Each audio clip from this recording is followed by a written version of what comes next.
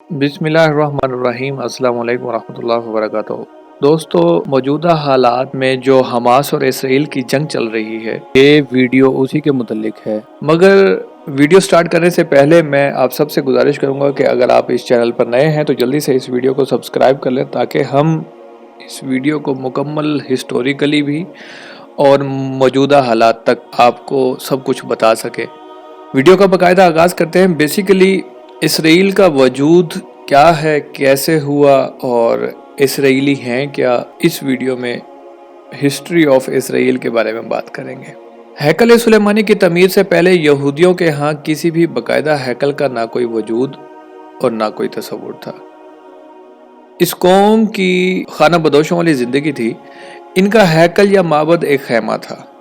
اب ہیکل سلیمانی بیسیکلی حضرت سلیمان علیہ السلام کے دور میں بنایا گیا تھا، جس میں یہودی اپنی عبادت کیا کرتے تھے۔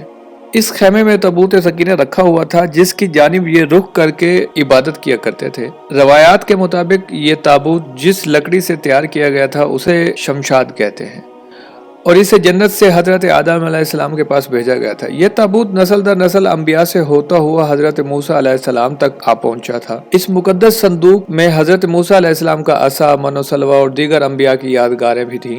یہودی اس تابوت کی برکت سے ہر مصیبت و پریشانی کا حل ڈھونڈ لیا کرتے تھے۔ مختلف اقوام کے ساتھ جنگوں کے دوران اس صندوق کو لشکر کے آگے رکھا کرتے تھے۔ اس کی برکت سے دشمن پر فتح پایا کرتے تھے۔ جب حضرت داؤد علیہ السلام کو بادشاہت عطا ہوئی تو آپ نے اپنے لیے ایک باقاعدہ محل تعمیر کروایا۔ ایک دن ان کے ذہن میں آیا کہ میں خود تو محل میں رہتا ہوں جبکہ میری قوم کا معبد آج بھی خیمے میں رکھا ہوتا ہے، جیسے بائبل میں ہے۔ بادشاہ نے کہا، میں تو دیودار کی شاندار لکڑی سے بنے ہوئے ایک محل میں رہتا ہوں، مگر خداوند کے تابوت ایک خیمے میں پڑا ہوا ہے۔ چنانچہ آپ نے ہیکل کی تعمیر کا ارادہ کیا اور اس کے لیے ایک جگہ کا تعین کیا گیا۔ ماہرین نے آپ کو مشورہ دیا کہ اس ہیکل کی تعمیر آپ کے دور میں ناممکن ہے، آپ اس کا ذمہ دار اپنے بیٹے حضرت سلیمان علیہ السلام کو دے دیجیے۔ چنانچہ حضرت سلیمان علیہ السلام کا دور 930 قبل مسیح سے 970 قبل مسیح کا دور ہے، اور اس کے چوتھے سال میں اس کی تعمیر کا باقاعدہ آغاز کیا گیا۔ آج اس کی بناوٹ اور مضبوطی سے اندازہ کیا جا سکتا ہے کہ یہ تعمیر انسانوں کے بس کی بات نہیں۔ اتنے بھاری اور بڑے پتھروں کو ان جنات کی طاقت سے چنا گیا تھا جن پر حضرت سلیمان علیہ السلام کی حکومت تھی۔ ہیکل کی پہلی تعمیر کے دوران حضرت سلیمان علیہ السلام اس دنیا سے رخصت ہو گئے، لیکن جنات کو پتہ نہ چل سکا۔ انہوں نے ہیکل کی تعمیر مکمل کر دی۔ یہ واقعہ آپ نے پہلے بھی پڑھا ہوگا۔ حضرت سلیمان علیہ السلام کی روح اللہ نے دوران عبادت ہی قبض کر لی تھی۔ اس کی ترکیب اس طرح بنی کہ آپ ایک لکڑی پر سر اور کمر رکھ کر عبادت میں مصروف ہو گئے۔ اس لکڑی کے سہارے سے یوں لگتا تھا کہ آپ ابھی تک عبادت کر رہے ہیں جبکہ آپ کا انتقال ہو چکا تھا۔ بہرحال یہ ہیکل، معبد یا مسجد بہت عالیشان اور وسیع و عریض تعمیر کی گئی تھی۔ حضرت سلیمان علیہ السلام کے بعد اس میں 3 حصے کر دیے گئے تھے۔ بیرونی حصے میں عام لوگ عبادت کیا کرتے تھے۔ اگلے حصے میں علماء جو کہ انبیاء کی اولاد میں سے ہوتے تھے ان کی عبادت کی جگہ تھی۔ اس سے اگلے حصے میں جسے انتہائی مقدس سمجھا جاتا تھا اس میں تابوت سکینہ رکھا گیا تھا۔ اس حصے میں کسی کو بھی داخل ہونے کی اجازت نہیں تھی سوائے سب سے بڑے عالم و پیشوا کے یا امام کے۔ وقت گزرتا رہا اور اس دوران بنی اسرائیل میں پیغمبر مبعوث ہوتے رہے۔ یہ قوم بد سے بدتر ہوتی رہی۔ یہ کسی بھی طرح اپنے گناہوں سے توبہ طائب ہونے یا ان کو ترک کرنے کے لیے تیار نہیں تھے۔ ایک جانب عبادتیں کرتے تھے، دوسری جانب اللہ کے احکام کی صریح خلاف ورزی بھی کرتے تھے۔ ان کی اس دوگلا پالیسی، دوگلا روش سے اللہ پاک ناراض ہو گئے۔ ان کے پاس ایک بہت بڑی تعداد میں انبیاء بھی بھیجے گئے، لیکن یہ قوم سدھرنے کا نام ہی نہ لے رہی تھی۔ حتیٰ کہ ان کی شکلیں بھی تبدیل کر دی گئی، کسی کو بندر، کسی کو سور، کسی کو جانوروں کی شکلوں میں تبدیل کر دیا گیا، لیکن یہ گناہوں سے باز نہ آئے۔ تب اللہ نے ان پر لعنت کر دی۔ 986 قبل مسیح میں بخت نصر، انگلش میں اس کو نبوکڈ نظر کے نام سے جانتے ہیں، یہ بابل شہر کا بادشاہ تھا۔ اس نے ان پر حملہ کر دیا، ہیکل مکمل طور پر تباہ و برباد کر دیا۔ ہیکل میں سے تابوت سکینہ نکالا، 6 لاکھ کے قریب یہودیوں کو قتل کیا گیا۔ تقریباً 2 لاکھ یہودیوں کو قید کر کے اپنے ساتھ بابل عراق کے شہر لے گیا۔ وہاں اس نے یہودی غلاموں کی ایک بستی تعمیر کرائی جس کا نام تل ابیب رکھا گیا۔ 70 سال تک ہیکل صفحہ ہستی سے مٹا رہا۔ دوسری طرف بخت نصر نے تابوت سکینہ کی شدید بے حرمتی کی اور اسے کہیں پھینک دیا گیا۔ اس حرکت کا عذاب اسے ایسے ملا کہ سن 539 قبل مسیح میں ایران کے بادشاہ سائرس نے بابل کے ولی عہد کو شکست سے فاش دے کر بابلی سلطنت کا مکمل خاتمہ کر دیا۔ سائرس بیسیکلی ایک نرم دل اور انصاف پسند حکمران تھا۔ اس نے تل ابیب کے تمام قیدیوں کو آزاد کر کے ان کو واپس یروشلم جانے کی اجازت دے دی اور ساتھ میں ان کو ہیکل کے نئے سرے سے تعمیر کی اجازت بھی دے دی۔ چنانچہ ہیکل کی دوسری تعمیر 537 قبل مسیح میں شروع ہوئی، لیکن تعمیر کا کام سر انجام دینے والوں کو اپنے ہم وطن دشمنوں کی اتنی زیادہ مخالفت کا سامنا کرنا پڑا کہ تعمیراتی کام جلد ہی عملی طور پر بند ہو گیا اور دار اول کے دور حکومت تک مداخلت کا ہی شکار رہا۔ اس کی حکمرانی کے دوسرے سال میں حضرت زکریا علیہ السلام نے وہاں کے گورنر زروبابل اور سردار کاہن یوشع کی حوصلہ افزائی کی اور وہ ہیکل کی تعمیر ثانی کی دوبارہ کوششیں کریں۔ انہوں نے مثبت رد عمل کا اظہار کیا اور پوری قوم کی پرجوش تائید اور ایرانی حکام اور بذات خود بادشاہ کی اشیربازی سے ہیکل ثانی اپنی اضافی تعمیرات سمیت 4.5 سال کے عرصے میں پایہ تکمیل تک پہنچا۔ لیکن اس بار اس میں تابوت سکینہ نہیں ملا۔ اس کے بارے میں آج تک معلوم نہیں ہو سکا کہ یہ بخت نصر نے اسے کہاں چھپایا، کہاں پھینکا۔ کچھ لوگوں کا کہنا ہے کہ اس مقدس صندوق کی مزید توہین سے بچانے کے لیے اسے اللہ پاک نے حکم سے کسی محفوظ مقام پر موزانہ طور پر چھپا دیا گیا، جس کا کسی انسان کو علم تک نہیں۔ لیکن یہودی اس کی تلاش میں پورے کرۂ ارض کو کھود ڈالنا چاہتے ہیں۔ ایک اور دلچسپ بات، عام طور پر تاریخ دان ہیکل کی 2 دفعہ تعمیرات اور 2 دفعہ تباہی کا ذکر کرتے ہیں۔ ریسرچ کرتے ہوئے تاریخ کے مطالعے سے ایک بات میرے سامنے آئی کہ اس ہیکل کو 3 بار تعمیر کیا گیا، لیکن اس کے ساتھ بھی ایک دلچسپ کہانی وجود میں آئی ہے۔ ہیروڈس بادشاہ، جو کہ حضرت عیسیٰ علیہ السلام کی پیدائش سے چند سال قبل کا بادشاہ ہے، اس نے جب اس کی بہتر طریقے سے تعمیر کی نیت کی تو یہودیوں کے دل میں یہ خوف پیدا ہوا کہ اگر اسے نئے سرے سے تعمیر کرا لیا گیا تو دوبارہ تعمیر نہیں ہوگا۔ ہیروڈس نے ان کو بہلانے کے لیے کہا کہ وہ صرف اس کی مرمت کرانا چاہتا ہے، اسے گرانا نہیں چاہتا۔ چنانچہ 19 قبل مسیح میں اس نے ہیکل کی ایک طرف کے حصے کو گرا کر اسے تبدیلی کے ساتھ اور کچھ وسیع کر کے تعمیر کروایا۔ یہ طریقہ کامیاب رہا اور یوں یہودیوں کی عبادت میں خلل ڈالے بغیر تھوڑا تھوڑا کر کے ہیکل گرایا جاتا اور اس کی جگہ نیا اور پہلے سے مختلف ہیکل وجود میں آتا رہا۔ یہ کام 18 ماہ میں مکمل ہوا اور یوں تیسری بار ہیروڈس کے ذریعے ایک نیا ہیکل وجود میں آ گیا۔ کچھ عرصہ بعد حضرت عیسیٰ علیہ السلام کا ظہور ہوا۔ اللہ کے اس رسول پر ایک بار پھر یہودیوں نے حسب معمول مظالم کے پہاڑ توڑنے شروع کر دیے۔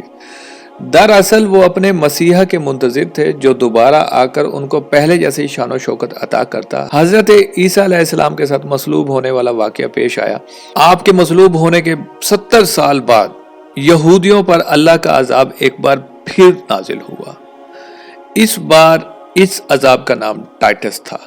یہ رومی جنرل بابل کے بادشاہ بخت نظر سے کئی گنا ظالم تھا۔ اس نے ایک دن میں لاکھوں یہودیوں کو تہہ تیگ کر دیا۔ اس نے ہیروڈس کے بنائے ہوئے عظیم الشان ہیکل کی اینٹ سے اینٹ بجا دی اور یہودیوں کو ہمیشہ کے لیے یروشلم سے نکال دیا۔ یہودی پوری دنیا میں بکھر کر رسوا ہو کر رہ گئے۔ کم و بیش 1800-1900 سال تک بھٹکنے کے بعد برطانیہ نے جب فلسطین پر قبضہ کیا تو ساتھ ہی اپنے ایک ناجائز بچے اسرائیل کو فلسطین میں جنم دے دیا، اور یوں صدیوں سے دھکے کھانے والی قوم کو ایک بار پھر اس ملک اسرائیل میں اکٹھے ہونے رہنے کی اجازت مل گئی۔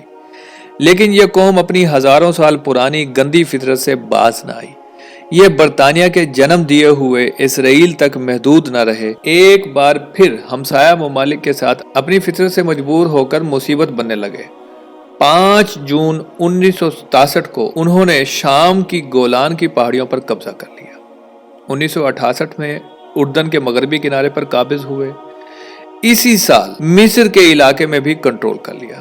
آج اس قوم کی شرارتیں اور پھرتیاں دیکھ کر اندازہ ہوتا ہے کہ یہ آج سے 2-3 ہزار سال پہلے بھی کس قدر سازشی تھے، جس کی وجہ سے اللہ سبحانہ وتعالیٰ نے ان پر لعنت کر دی تھی۔ مسلمان ممالک کی بغیرتی اور بزدلی کی وجہ سے اب اس نے پوری امت مسلمہ، پوری دنیا کے میں بسنے والے تمام مسلمان ممالک میں آگ لگا کر رکھ دی ہے۔ اب ان کا اگلا مشن جلد از جلد اس ہیکل کی تعمیر کا ہے اور اس ہیکل میں تخت داؤد اور تابوت سکینہ کو دوبارہ رکھنا ہے۔ ایک بار پھر اپنے مسایہ جو کہ یہودی زبان کا لفظ ہے، یعنی کہ مسیحا کے آنے پر پوری دنیا پر اپنی حکومت قائم کر سکے۔ وہ یہ کام انتہائی تیز رفتاری کے ساتھ کر رہے ہیں۔ اس ہیکل کی تعمیر کے نتیجے میں یہ پوری دنیا جنگ کی آگ میں لپٹ جائے گی۔ امریکہ کے صدر ڈونلڈ ٹرمپ کا اسرائیل کے دارالخلافہ کی تبدیلی کا اعلان بھی اسی سلسلے کی ایک کڑی تھا، لیکن مسلمان اقوام کی کوئی پرواہ نہیں۔ آپ اندازہ کیجئے یہودیوں کو جس بستی تل ابیب میں نبوکڈ نصر نے قیدی بنا کر رکھا تھا، وہ اس کو آج تک نہیں بھولے۔ انہوں نے اسرائیل بنانے کے بعد اپنے ایک شہر کا نام تل ابیب رکھ لیا، جبکہ ہم مسلمان مسجد اقصی کو بھی بھول چکے، جہاں ہمارے نبی کریم صلی اللہ تعالی علیہ وسلم نے معراج کا سفر شروع کیا تھا۔ یہودی آج تک بار بار گرائے گئے ہیکل کو نہیں بھولے، حتیٰ کہ اس میں رکھے تابوت سکینہ کی تلاش میں پوری دنیا کو کھودنا چاہتے ہیں۔ یہ صہیونیوں کا مشن ہے، جو کہ یہودیوں کی ایک جماعت ہے۔ ان کا مشن یہ ہے کہ عربی کو ڈیگریڈ کیا جائے اور اس قوم کو بنی اسرائیل سے ہونا ثابت کیا جائے۔ میں آپ کو بتاتا چلوں کہ 18 ستمبر 2013 علی گڑھ یونیورسٹی کے پروفیسر جناب راشد شاز نے ایک کتاب لکھی تھی جس کا نام تھا لستم پوک۔ مجھے نہیں معلوم کہ اس کا مطلب کیا ہے، اس کے کیا معنی ہے، بٹ اتنا ضرور جانتا ہوں کہ یہ ترکی زبان کا ایک لفظ ہے۔ اس کتاب میں انہوں نے اپنا سفر کا حال درج کیا، جس میں روحانیوں کی ایک خفیہ عالمی کانفرنس کا حال درج ہے جو ترکی کے دارالخلافہ استنبول میں منعقد ہوئی تھی۔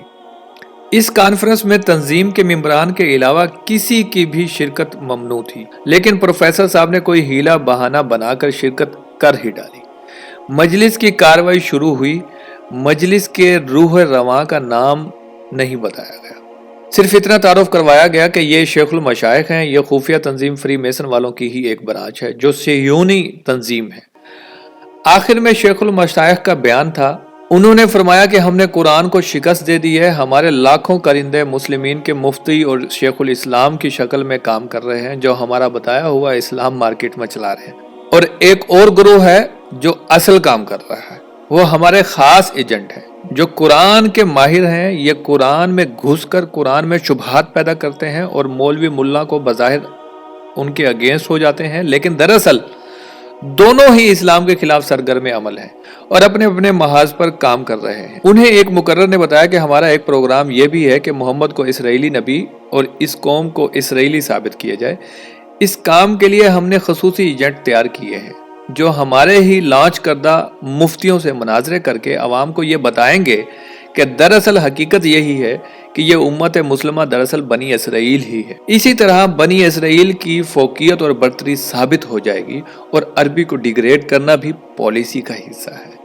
اس کام کو سر انجام دینے کے لیے باقاعدہ ٹریننگ دی گئی ہے۔ ان لوگوں کو جو بولنے کا فن جانتے ہیں، یہ ہمارے لیے ٹریننگ سینٹر میں ٹریننگ حاصل کرتے ہیں۔ یاد رہے، کتاب کا لنک میں ڈسکرپشن میں سینڈ کر دوں گا، آپ وہاں سے اس ریفرنس کو پڑھ بھی سکتے ہیں۔ یہاں تک ہو گئی اسرائیل کے وجود کی ہسٹری، کہ اسرائیل کیا تھا، کیسے بنا، کیا کیا معاملات پیش ہوئے۔ اگلی ویڈیو میں ملیں گے کہ یہ تنازع جو آج چل رہا ہے حماس اور اسرائیل کے درمیان، وہ کیسے شروع ہوا۔ ویڈیو لمبی ہو چکی ہے، تو اگلی ویڈیو میں ہم آپ کو بتائیں گے کہ یہ تنازع ان دونوں کے مابین شروع کیسے ہوا۔ ویڈیو اگر آپ کو پسند آئی ہو تو لائک اور شیئر اور سبسکرائب ضرور کر دیجیے گا۔ ملتے ہیں اگلی ویڈیو میں، تب تک کے لیے اللہ نگہبان۔